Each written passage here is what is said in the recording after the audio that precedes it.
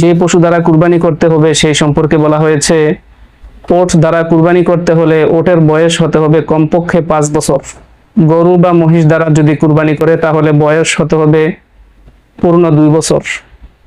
ভেড়া, বকরি, দুম্বা এসব পশু দ্বারা যদি কুরবানি করা হয় পূর্ণ 1 বছর হতে হবে।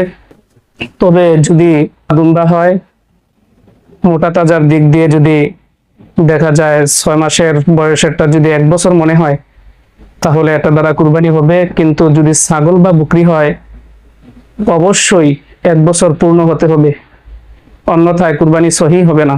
যে পশু দ্বারা কুরবানি করতে হবে সেই সম্পর্কে বলা হয়েছে ওট দ্বারা কুরবানি করতে হলে ওটের বয়স হতে হবে কমপক্ষে 5 বছর। গরু বা মহিষ দ্বারা যদি কুরবানি করে তাহলে বয়স হতে হবে পূর্ণ 2 বছর।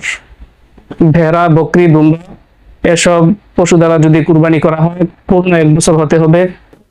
তবে যদি দুম্বা হয়, মোটা তাজার দিক দিয়ে যদি দেখা যায় 6 মাসের বয়সেরটা যদি 1 বছর মনে হয় তাহলে এটা দ্বারা কুরবানি হবে। কিন্তু যদি ছাগল বা বকরি হয় অবশ্যই 1 বছর পূর্ণ হতে হবে, অন্যথায় কুরবানি সহি হবে না।